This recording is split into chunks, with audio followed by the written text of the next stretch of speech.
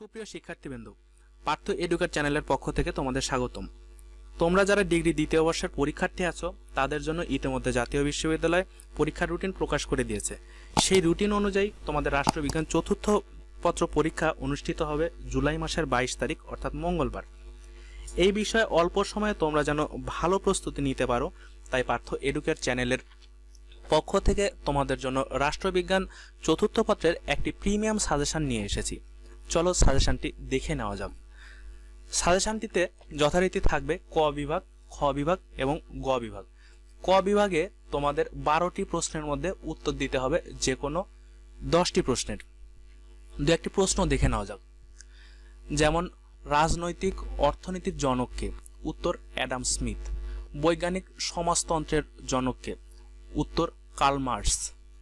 কল্যাণমূলক রাষ্ট্র কি, উত্তর জনগণের সর্বনিম্ন প্রয়োজন মেটাতে খাদ্য, বস্ত্র, বাসস্থান, স্বাস্থ্য রক্ষা, শিক্ষা প্রভৃতি মৌলিক চাহিদা পূরণ করার পাশাপাশি ব্যক্তিত্ব বিকাশে পরিবেশ সৃষ্টির কাজে যে রাষ্ট্র নিয়োজিত থাকে তাই হলো কল্যাণমূলক রাষ্ট্র।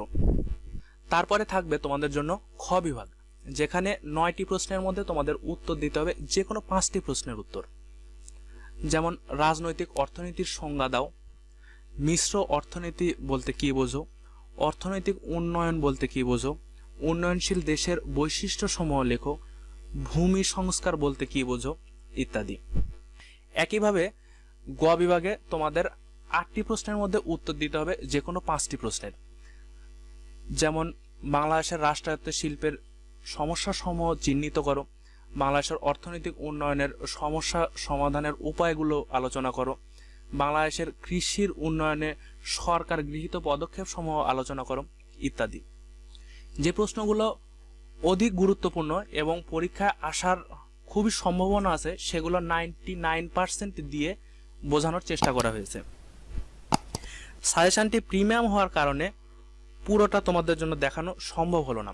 স্বল্প পারিশ্রমিকের বিনিময়ে সম্পূর্ণ সাজেশনটির PDF ফাইল পেতে স্ক্রিনে দেওয়া হোয়াটসঅ্যাপ নম্বরে তোমরা এখনই যোগাযোগ করতে পারো।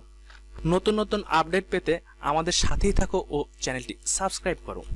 এতক্ষণ আমাদের সাথে থাকার জন্য পার্থ এডুকেট চ্যানেলের পক্ষ থেকে তোমাদের অসংখ্য ধন্যবাদ।